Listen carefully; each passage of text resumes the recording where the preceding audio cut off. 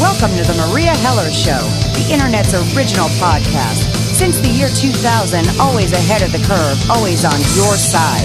A true warrior for truth and justice, Meria and her guests leave nothing out, and no one is off limits. There is only one truth, the rest is lies. Sit back, enjoy the education with a true daughter of Mother Earth. Sharp New York wit, spiritual knowing, and a very dry sense of humor, Meria will dissect the news and lies to make it all palatable. Education is power. Meria delivers rapid-fire truth like no one else can. Here she is, the mouth that roars, the legendary Meria Heller. Good morning, world. Meria here, alive and kicking. Welcome to Conversations with David Icke. I'm so excited to have David back on the show. It feels like forever. And I have had time to complete his book, Phantom Self, and How to Find the Real One. And I will tell you this, as much as I love everything David has written, this book speaks to my heart. It's the absolute best. So without further ado, good morning, David. Hello, Meria. It's so good to have you on the show. You know, I see you got great mention from David Cameron a few weeks ago. What did you think of that? Well, I was quite taken aback, really, because he was talking about, he was in France, actually. He just met the French President Hollande, and Hollande had made mention, because, you know, we've got this referendum coming up in June, where, in theory, the people will decide if we stay in the European Union, but the campaign, if you like, is being so slanted and so biased towards staying in. It's just laughable. And in fact, I think they've overcooked the dish, because people are so almost offended by the blatant nature of the way it's being skewed. So anyway, he's over there, and Hollande's come out, oh yeah, Britain should stay in the EU. I thought, you were French, weren't you? Wasn't it British people going to make that decision? And it was part of one of the press conferences. Cameron said that the whole thing regarding the EU was not a giant David Icke type conspiracy. So that actually gave my work a lot of publicity, and shows in a way that we are beginning to get somewhere, because it's like that great Gandhi quote when he was talking about first they ignore you, then they laugh at you, then they fight you, then you win. You can almost see the sequence unfolding. So, yeah, what's happening is, more and more people, even in positions within the system, are beginning to look at the kind of stuff that I'm communicating, and saying, well, actually, it used to sound crazy, but it's starting to make sense. So it's a great time, really, and with this world tour coming up, it's just a great time. I mean, I'm having a ball, really. I mean, it's incredibly hard work because of the interest and dealing with the interest, which may be hard work, but it's much better than 25 years ago when you couldn't fill a phone box. It's just after all these years, it's great to see. I think so too. You know, some of your fans in Canada have contacted me and said, "How come David's not coming to Canada on this world tour? We all want to see him." Well, the reason why, actually, the reason is not why anymore, because I am going to come. The reason why up to this point has been the Canadian government wouldn't give me a visa. I mean, I've been stopped so many times at the Canadian immigration. They invite me to the Christmas party. Right. It's just ridiculous. I turn up, and there's usually someone waiting for me behind the back of the immigration booths. If there's not, there's someone waiting for me just down the corridor to take me into a second interview and all that stuff. And so it's been that, and there's been a campaign run by one particular person over there to stop me. But we applied for a visa to speak in Canada quite early in 2017. in Vancouver, in Calgary, and Toronto. And it took a bit of time, and then suddenly, out of the blue, they said, "Yeah, we'll give you the visa," and the paperwork's supposed to come through in the next few days. And when it does, then we'll be starting to book venues. So, yeah, I mean, I just love Vancouver because, you know, when I look back at my life, especially early on. And up to recently, and you'll resonate with this, as they say, you were being challenged to keep going, really. And what would happen is, especially in the early days, I would go to event after event after event after event when no one turned up, and you thought, well, what's the point? You know, a handful of people going around America in 1996. You know, and I was traveling around for 3 months and talking to next to nobody. But in that sequence of events over that 3 months in 1996, there was one in Vancouver, and I remember I turned up, and I'm thinking at that point, what's the point of going on, really? What's the point of going on? I've wasted my time. And I turned up, and 250 people turned up in Vancouver, which was like probably about 220 more than had turned up anywhere else. And it just gave me the lift that thought, no, I'll keep going, I'll keep going. And I went back the next year, and it was 350. Went back the next year, it was 700. Went back the next year, it was going to be 2,000. But they managed to get the venue to pull the event. They were silly times in that period in Canada. But it's therefore been a long period since I last went, and it's going to be great to go back because, you know, my experience of Vancouver is especially Vancouver. Vancouver is seriously awake as a city compared with most others, so it's definitely going to come back. Oh, that's great. I know you had a hard time getting your visa for Australia on this trip as well. Yeah, well, that involved people helping me, you know, by getting access to people at quite a high level to actually pull it off in the end. And again, you know, it's the same theme, Meria, because just as with the Vancouver experience, and I could give so many others, we'd had a conversation the day before that if the visa didn't come through in 48 hours for Australia, we were going to have to pull those events in July and postpone it because there wasn't going to be enough run-up time to make it, successful. 24 hours later, visa came.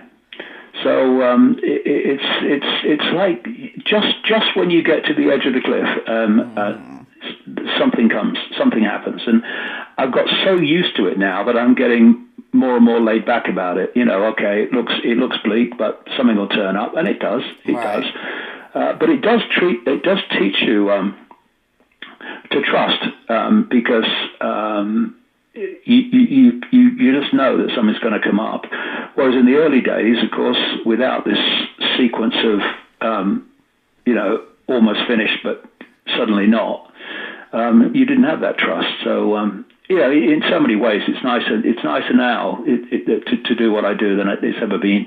Well, that's great. I'm very happy for you. You know, you finished Phantom Self, and there's a lot of stuff in here that was brand new to me, okay, for your writing.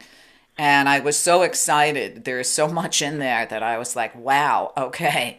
You know, speaking of Australia, I had read an article that Australia is intending to deliver vaccines to their population through chemtrails. And when you talked about chemtrails in your book and you mentioned smart dust, I almost fell out of my chair because I didn't even think of anything like that. You talked about smart dust, you talk about nanos in the chemtrails. Now they want to use them to deliver vaccines. I've just been sick for over a week from the heavy spraying here in Arizona.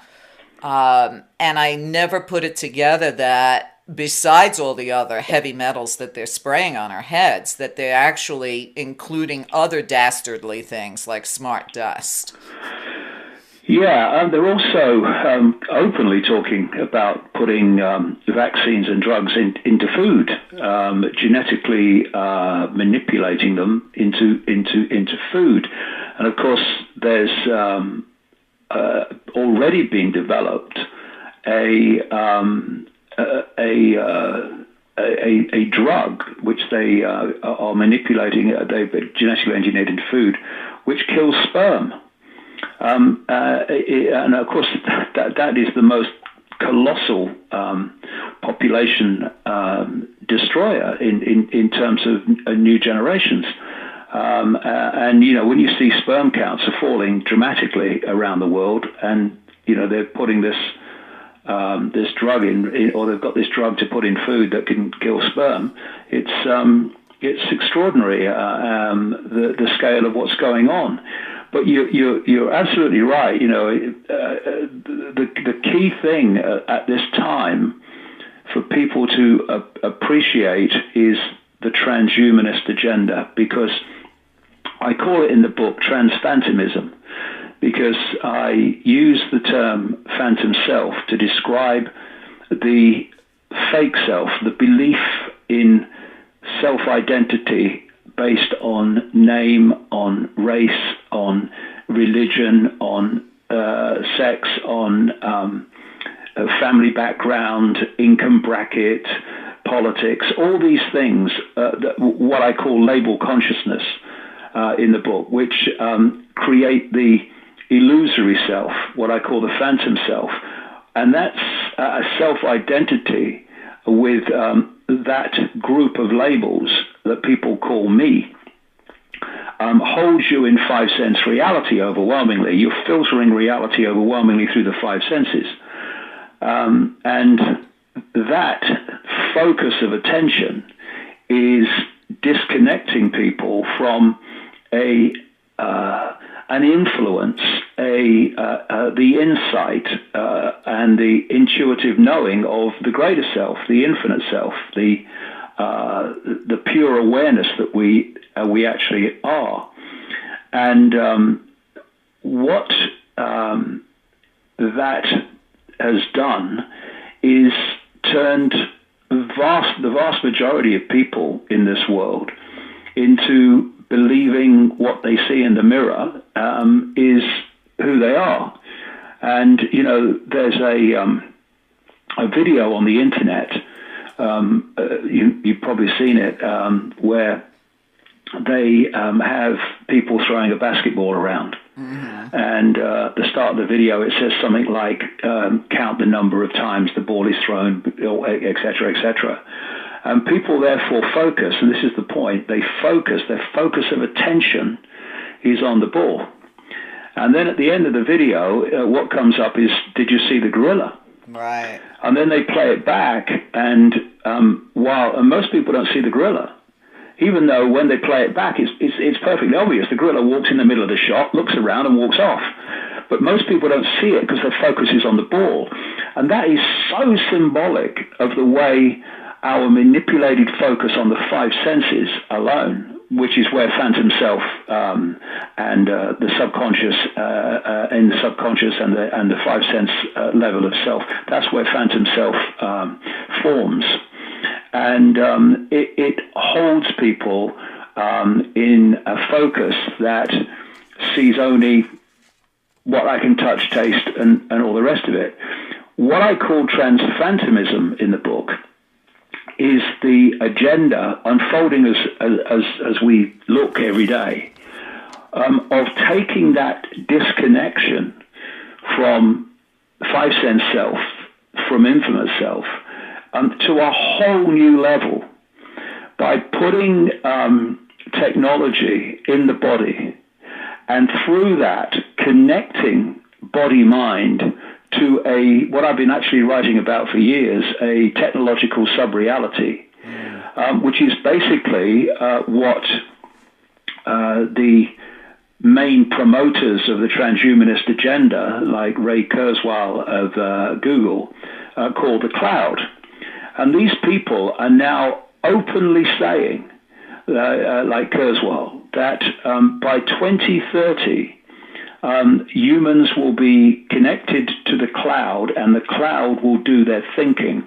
And the more it goes on, the more the cloud will do their thinking, and the less and less of what we now call human will exist. And what they're, of course, selling this by is it will make us superhuman. But the idea, of course, is not to make us superhuman, it's to make us subhuman.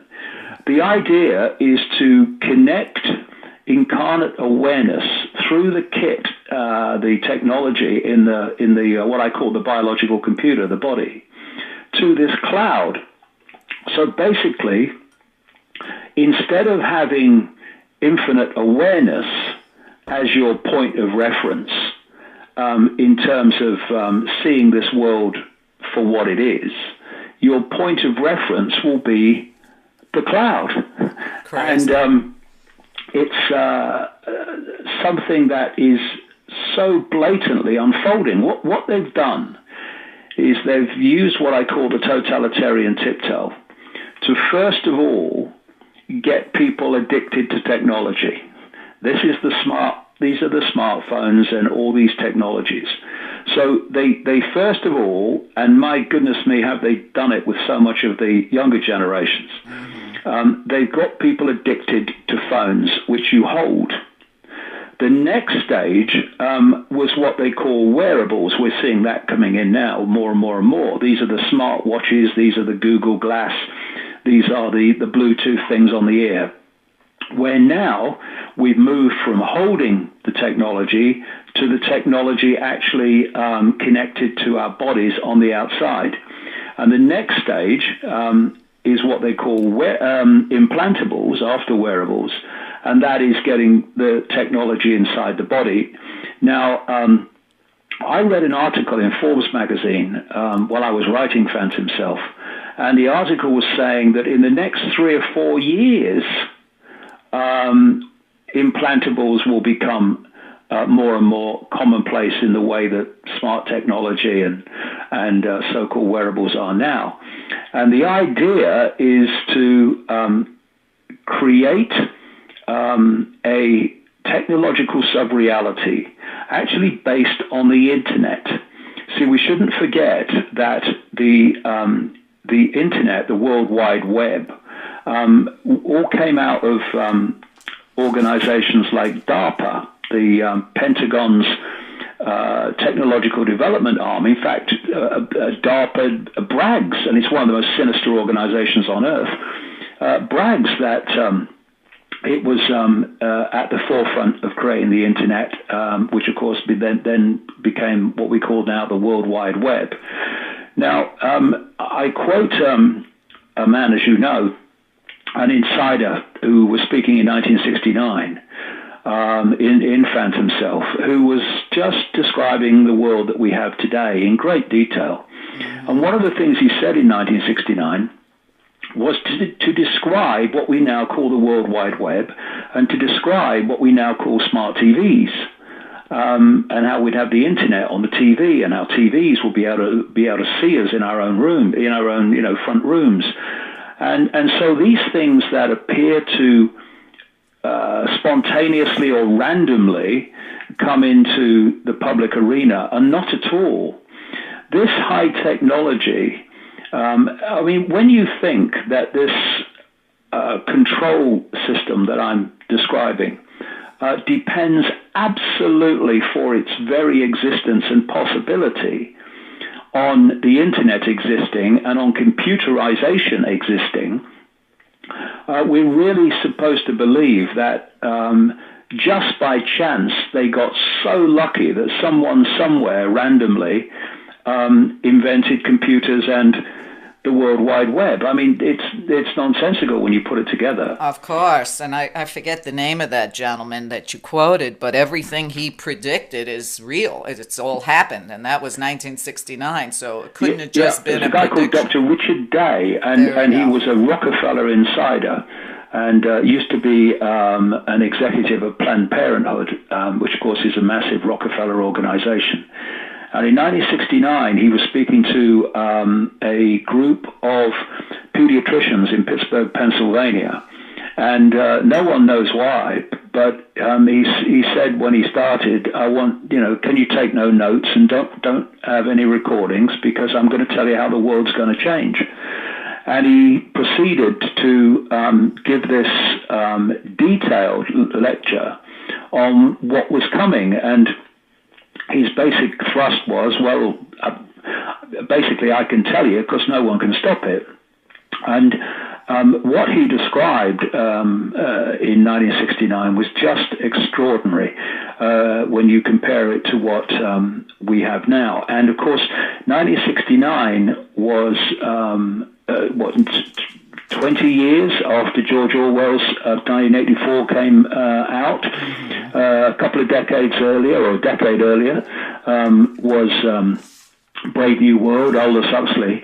These are all examples, whether it's Huxley, Orwell, or Richard Day, of people who got access to this agenda and its projected future, and were able, in Huxley's case and Orwell's case, to write novels that have actually turned out to be extraordinarily accurate, just like Richard Day has been, and he was telling it as this is how it is, not in a novel form like the other two. Right. It doesn't matter.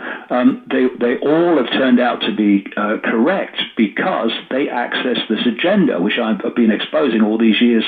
More and more as I get understanding more and more of how deep it goes. And the idea is basically to assimilate the human mind into this cloud, into this technological sub-reality, which is based on the internet and based on what they call the smart grid. Virtually everything that comes out these days has smart in front of it in terms of technology. You have smart phones, smart meters, smart cities, smart everything. Right. That means it's going to smart in the other usage of the word. It's going to smart. It's going to smart exactly. us all. But of course, they've used the word smart Right. to link it to, it must be clever then, it must be good. But what this smart grid is a part of this technological sub-reality. There was a movie relatively recently starring Johnny Depp called Transcendence. And what happened in that movie, for those who haven't seen it, is Johnny Depp was a scientist who was trying to develop sentient technology. And they had a quantum computer, which I say the universe is a quantum computer. Actually, I explain in the book why. And what happened is Johnny Depp found that he was dying. So what he and his wife did, his wife was also a scientist in the film, they downloaded his consciousness onto this quantum computer and then downloaded it onto the internet, and the internet became conscious and aware as Johnny Depp's mind. Now, this movie was set just a little bit in the future. Right. I remember I saw it. And actually I've got a story for tomorrow of some billionaire that's actually going to try it. Yeah, well, the internet now, with Johnny Depp's consciousness controlling it, by that time, as now they're saying is going to happen with this whole idea of the Internet of Things, everything by that time was attached to the internet. The fridge was attached to the internet. Everything was attached to the internet. And so as this Depp consciousness took over the internet, it was able to control everything connected to the internet. And he was controlling humans by basically this, what we now call smart dust, being sent out on the wind. Humans were breathing it in, and then they were connected to the internet. And what people like Kurzweil are talking about is that everything is going to be connected to the internet, and that nanotechnology, nanobots or smart dust, tiny nano robots, in effect, were going to be everywhere and implanted everywhere, in the streets, everywhere. This is a quote from him. Nanobots, this is smart dust, will infuse all matter around us with information. Rocks, trees, everything will become these intelligent creatures. That's not correct. Everything will become controlled by this sub-reality. Because what they're creating, and I explain why in the book, is a synthetic version of our reality. They're now creating synthetic everything. Of course, we all know about synthetic drugs. What does the word synthetic mean? It means to mimic something natural, to imitate it. And they're creating a synthetic world, imitating, but very different from the world that we've been used to up to now. They're even developing, this is out in the open, synthetic blood, etc. Now, the idea is that through this smart dust, that we will do what happened in the Depp movie. We will breathe the stuff in. It will become part of us. And what then happens, because these nanobots or smart dust are we say they weren't necessarily self-aware, but they have a form of consciousness. They are self-replicating, and they can respond to situations. They can follow their program to do things within the body and within the world. And this is blatantly what Morgellons disease is about. When you look at Morgellons disease, they are self-replicating fibers. There are the silicon bits in there. Some of them in the shape of a pentagon or a hexagon rather. And what is happening is they're pulling these fibers out of their bodies. These desperately unfortunate people, but these things are replicating, and it's exactly along the lines of the smart dust nanobot technology. And so where is it coming from? And we come back to what you mentioned earlier. I'm saying it's in the chemtrails. Right. That's part of it. Right. But if you look at it, there's nanotechnology quite openly now in food. There's nanotechnology everywhere.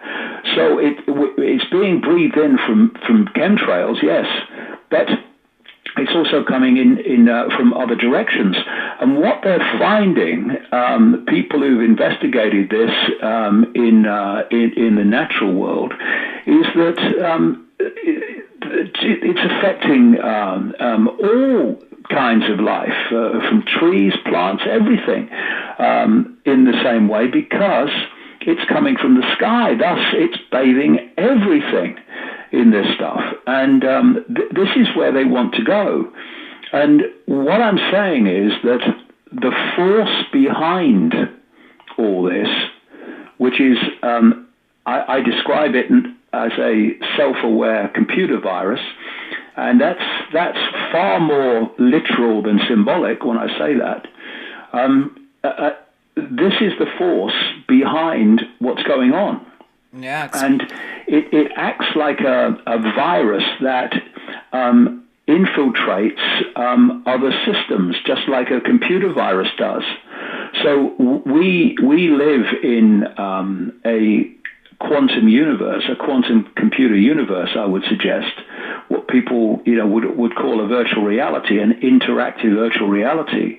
And so this virus is infiltrating and infesting that system. And the body is a biological computer. In fact, I've been saying that for years in the books, and a mainstream scientist came out a few weeks ago and said the body's like a biological computer. I fell off my chair. And so it's attacking that biological and infiltrating that biological computer. And in one word, we are being assimilated into this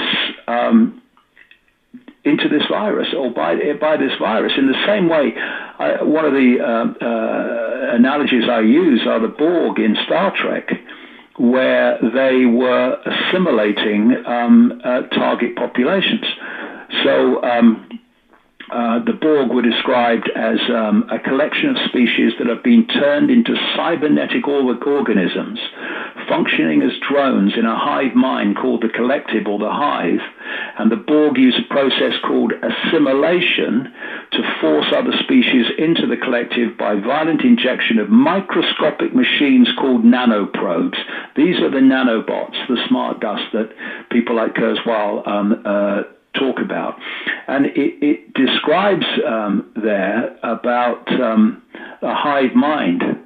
The hive mind is the technological sub-reality, what Kurzweil calls the cloud. And there was also a quote I use in the book from a movie from 1956, Invasion of the Body Snatchers, which again described very well in principle what's actually going on.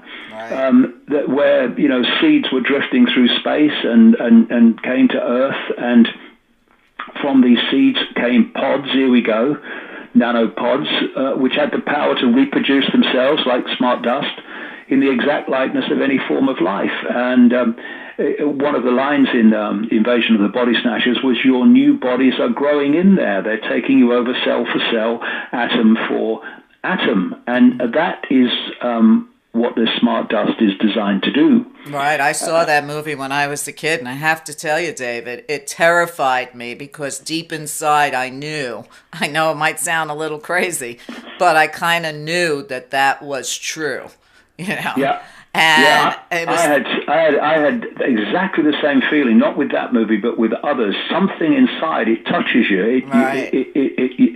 It awakens something that you know. I know. I looked under my bed for so many years to make sure a pod wasn't forming under my bed. David, we're going to take a short break. When we get back, I want to talk a little bit about what you call the original Earth and the bad copy we're living on. So stay with us. David and I will be right back. Does this world get you down? Are you living your bliss? Tired of therapies that don't offer you any real direction or answers? Did you know that Meria does personal life coaching sessions? Save thousands of therapy dollars and get the direction and answers you need to live an authentic life based on your own personal blueprint for this life. All this typically in just one private session with Meria, not countless hours on a couch. Meria combines her professional experience, life experience, and her heredity intuitive gifts to get you back on track. Email Meria today for an appointment at Meria@Meria.net. That's MERIA@MERIA.net. Get on with the best life you can possibly have. Check out the other side of this happy, loving, passionate woman at www.mariaheller.com and avail yourself of the best coaching around, all in the privacy of your home via the telephone. Gift yourself with yourself. Make an appointment today. Write Meria@Meria.net.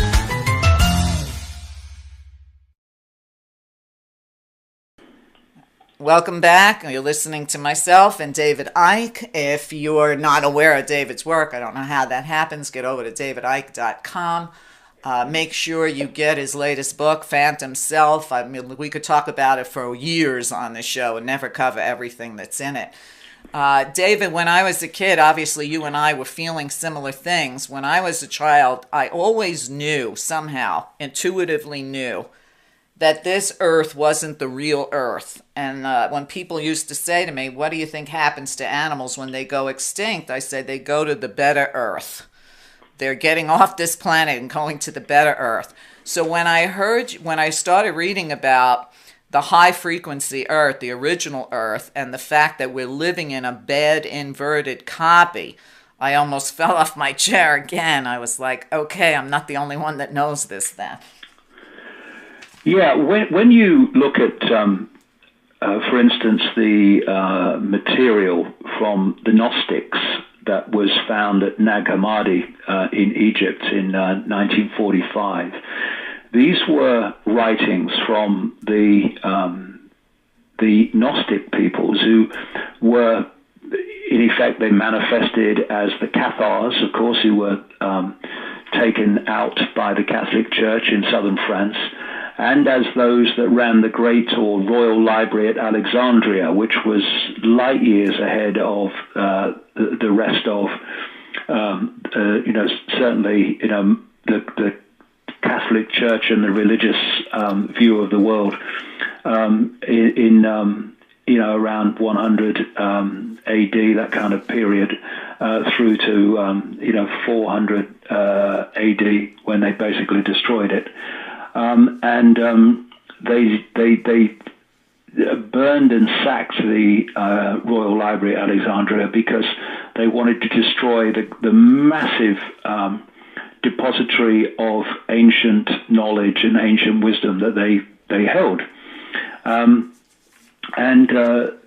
Then it seemed that was over, but then in 1945, a jar was discovered with all these texts in them, and they were from the Gnostics from that whole period, and 1/5 of them were describing a force, a negative force, a manipulating and controlling force they called the archons. And they described the archons, funnily enough, in very cyber-type terms, as if they were inorganic. They were almost cyborg-like, technological, and in so many ways, the way they described them all those years ago was portrayed in so many ways by the Borg in Star Trek that we're talking about. And these writings were fantastic in what they said, but they were also great because they hadn't been circulating so they could be changed and messed around with. You had them as they were left. And so they told a very different story to the religious story. And they were talking about what they kind of describe as a being. They call it the demiurge, which relates to the devil or Satan in religion. And how this demiurge had created the archons to serve its interests and had created this world. The world that we see, the Gnostics said, was the world created by this negative force. And they talked in their own terms of how they took a copy of the original Earth, just like downloading, if in computer terms, like downloading a website, and then they created, well, it was a copy. It was in many ways, non-natural version of what was there before. And what was there before was a high frequency, and still exists, is a high frequency Earth that is very, very different to this one in terms of the way that people live their lives and interact with it. It's much less dense. There's nothing approaching the stress and the fear and all the stuff that we have in our world. And what has happened is this. We've talked before. This world that we think is so solid is not solid at all. We are decoding it through the biological computer, the body, in the same way as the computer in front of me now, in the same basic way in theme, is decoding the internet. So what I'm saying is this universe is a quantum computer version of Wi-Fi. If this flat where I am now had Wi-Fi, I wouldn't be able to see it because you can't see Wi-Fi with the naked eye. Right. But out of that unseen field or fields, the computer in front of me will download or tune into an entire global collective reality. where people in different parts of the world can log in to the same, decode through the computer, the same collective reality. Now, the reality that we are experiencing is exactly the same in principle. And what this force did, and what the Gnostics called the demiurge and the archons, I am suggesting actually in its base form, is this computer virus. And in the same way you had Agent Smith in the Matrix replicating, so there were endless numbers of Agent Smiths. I say that's what the archons are. They are replications of this virus. It can take form, but in its basic state, it is an energy. It's not in form.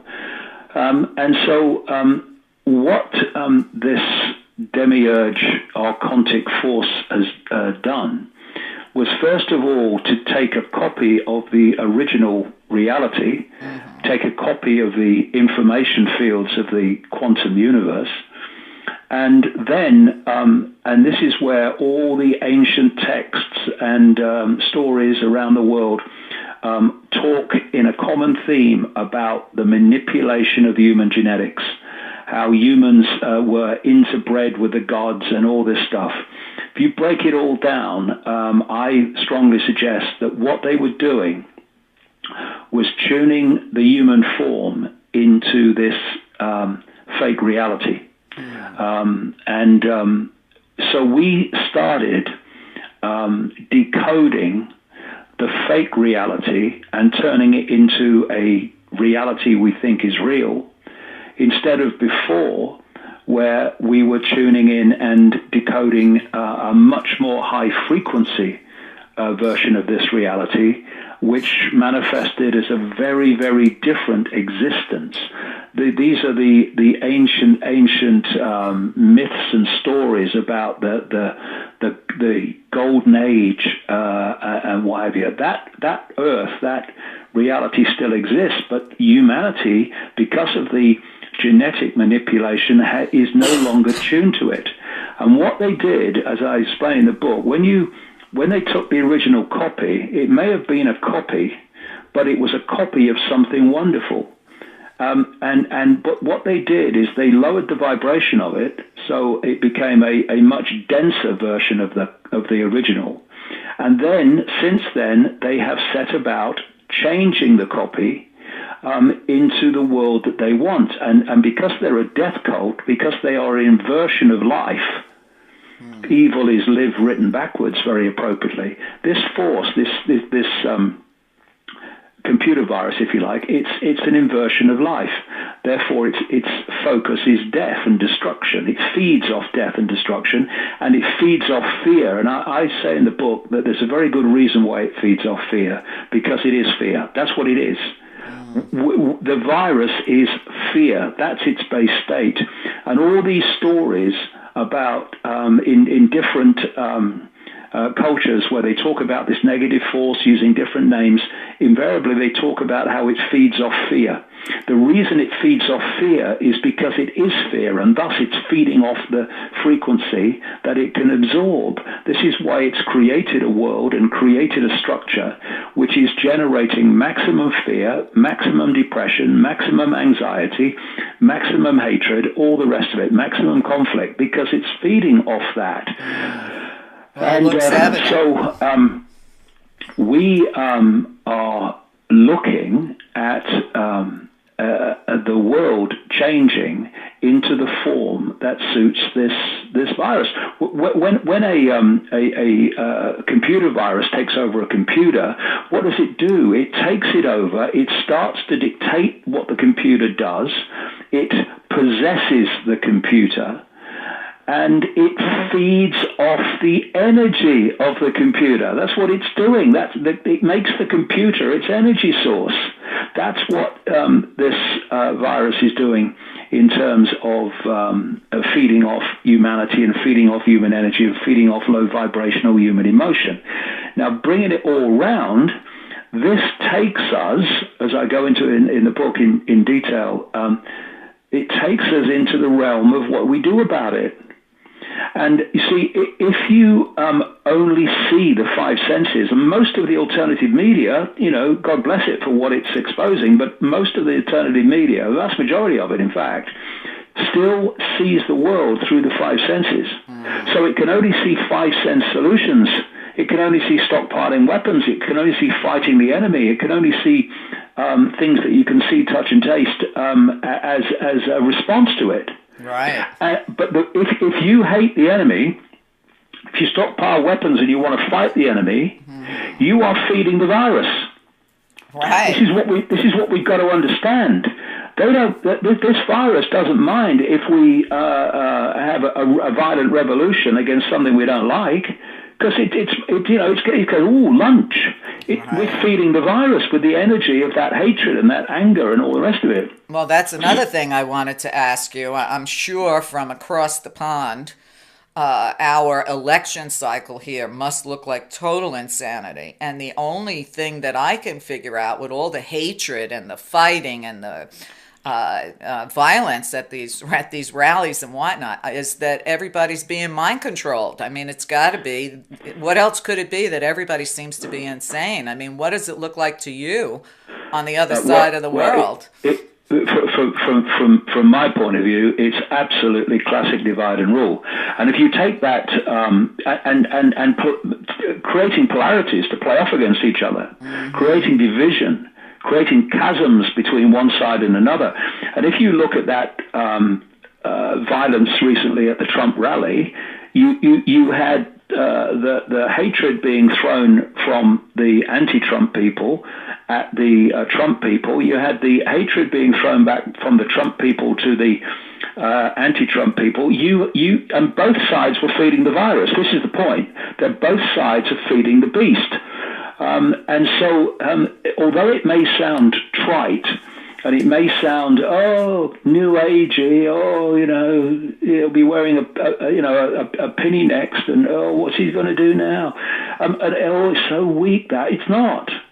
We have to awaken to our true consciousness, our true infinite awareness, our true state of being aware. Because when a lot of things happen when we do that, first of all, you move beyond hatred and fighting as a means of changing anything or responding to anything. Therefore, you stop feeding the beast on the level that you do if you don't do that. Right. But the other thing is, as you expand your awareness, and it's not really expanding your awareness, it seems like that. We are already infinitely aware. What locks us out from that infinite awareness, which we are, or a perception of it, and an influence by it, are the layers and layers of programming from cradle to grave, what I call the program, which creates phantom self through education and peers and media and all the rest of it. Those levels of programming, perception programming, which are all about limitation, which are all about phantom self is the real you, that is what's holding us from being the true awareness that we really are. So it's about removing that. And as you remove the layers by acknowledging the layers, acknowledging the program, seeing where your perceptions actually come from, and it's always the program if it's not infinite awareness, because there is basically nothing else in this reality. There's the program or infinite awareness, because the program is that all-encompassing. And as you remove the programs, you get access to more and more of your infinite self, and that increases your frequency, speeds your vibrational state. And what it starts to do is lift you out of the vibrational prison cell on which this whole conspiracy happens. And you stop being influenced by it. You stop being affected by things they throw at you in all their multiple forms. You see through the lies and the smoke screens with enormous clarity. The more that you do this, you move beyond having your health being affected by these people eventually. I mean, all these things. This is the point. You move beyond being affected by nanotechnology, which is all exists within this tiny range of frequencies on which this conspiracy operates. You start operating outside of it, you are beyond it. You are more powerful than it. It is not influencing you anymore. It's not affecting you anymore. And this is why, if people look at it, why there is such, and it is 24/7, there's such a 24/7 focus on keeping people in ignorance of their true self. And this is where I came in, because when I had my awakening, the start of my awakening, because it's an ongoing thing, in 1990, my conscious awakening, I started to realize that there were other explanations for reality, for life, for existence. And I started to ask, well, why aren't we told about these? Why aren't they taught in the schools? Why aren't there television programs about them? And that started the process where I saw that actually they were suppressed. So you say, why are they suppressed? And suddenly you're into this massive, massive conspiracy eventually, which are different strands in the same web. In fact, it's one conspiracy with different expressions of itself. And the reason there is this focus on keeping us in ignorance of self, in ignorance of the very reality we're experiencing, is because once we start to become aware of it, their game is up. And this is why, throughout the ancient world, there is another common theme about this force, and that is it's terrified of humans awakening to their true nature, because this force then becomes akin to a fly on an elephant's back. What they've done by this focus and manipulation into five-sense reality for the mass of humanity, they've made humans blind while they play the one-eyed man. But they're only the one-eyed man. And they can only control us by keeping us blind. And ironically, I'm talking about the one-eyed man. Of course, that's one of their symbols, the single eye. Right, it's on everything. So when we become the two-eyed, third-eyed men and women, then suddenly their power over us disappears.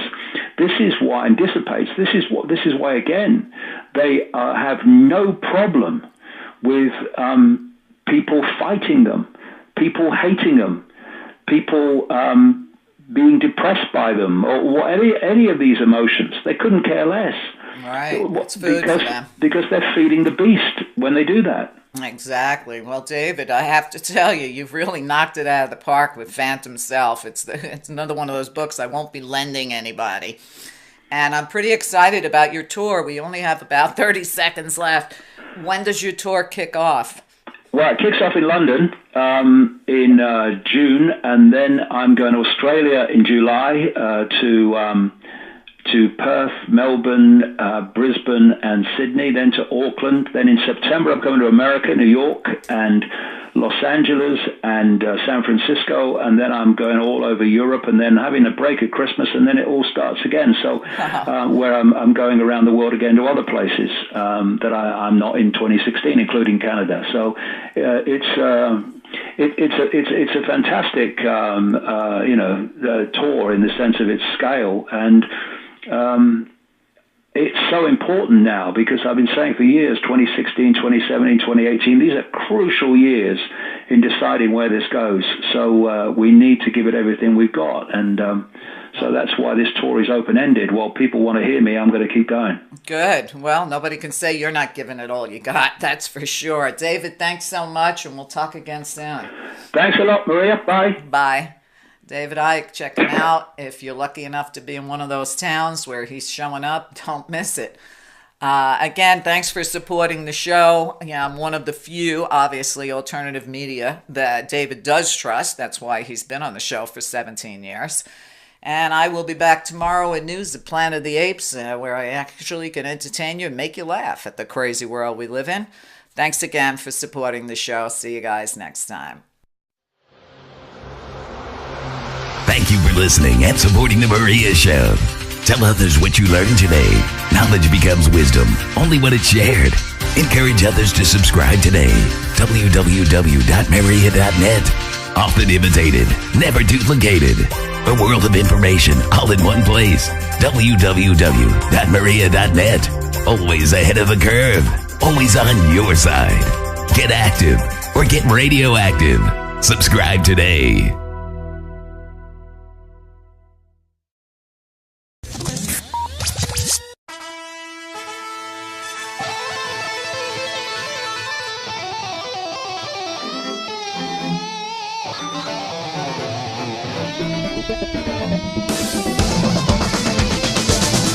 Welcome to the Maria Heller Show, the Internet's original podcast. Since the year 2000, always ahead of the curve, always on your side. A true warrior for truth and justice, Meria and her guests leave nothing out, and no one is off limits. There is only one truth, the rest is lies. Sit back, enjoy the education with a true daughter of Mother Earth. Sharp New York wit, spiritual knowing, and a very dry sense of humor, Meria will dissect the news and lies to make it all palatable. Education is power. Meria delivers rapid-fire truth like no one else can. Here she is, the mouth that roars, the legendary Meria Heller. Good morning, world. Meria here, alive and kicking. Welcome to Conversations with David Icke.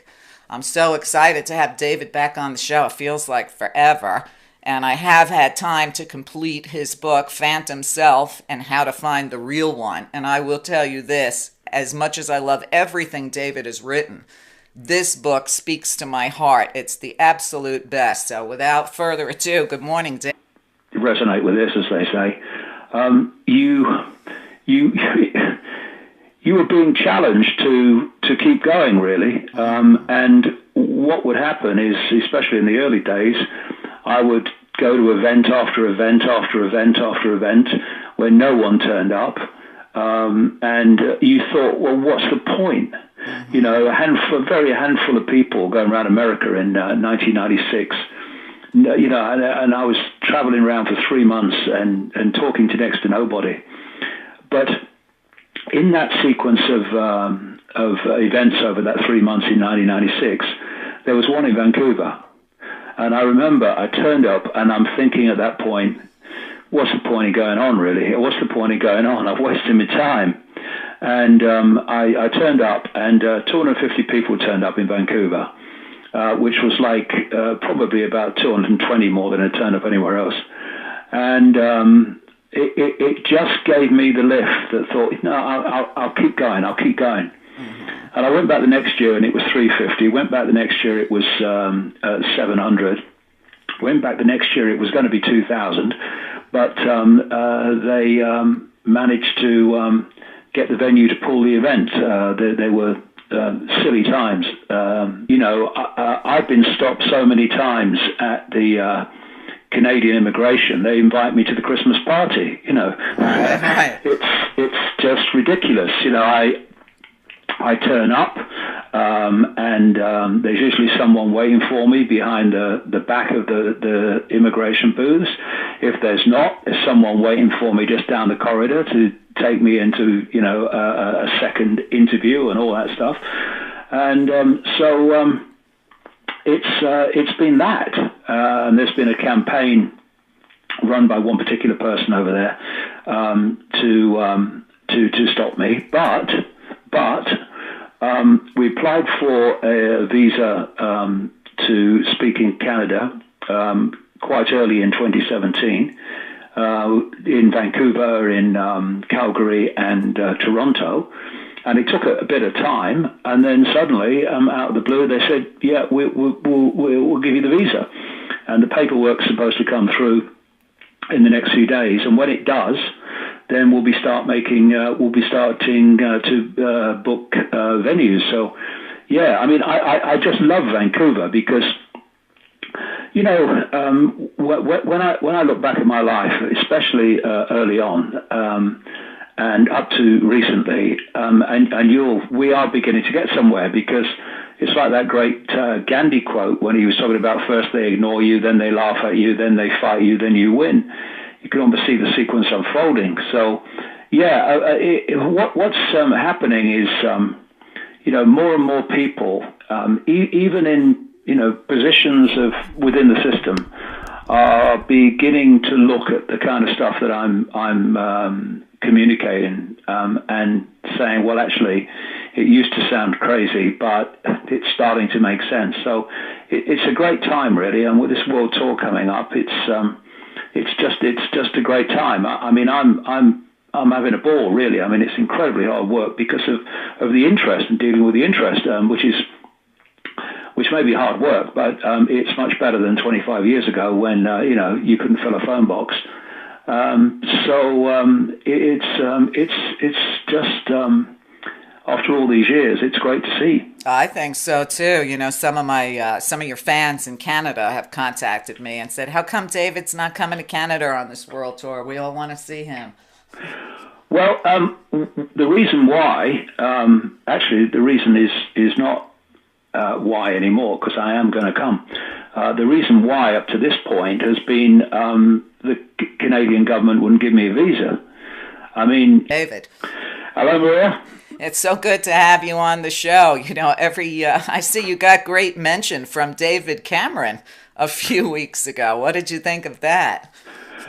Well, I was quite taken aback, really, because he was talking about, he was in France, actually. He just met the French President Hollande, and Hollande had made mention, because, we've got this referendum coming up in June where, in theory, the people will decide if we stay in the European Union, but the campaign, if you like, is being so slanted and so biased towards staying in. It's just laughable. And in fact, I think they've overcooked the dish, because people are so almost offended by the blatant nature of the way it's being skewed. So anyway, he's over there, and Hollande's come out, oh yeah, Britain should stay in the EU. I thought, you were French, weren't you? Wasn't it British people going to make that decision? And as part of one of the press conferences, Cameron said that the whole thing regarding the EU was not a giant David Icke type conspiracy. So that actually gave my work a lot of publicity, and shows in a way that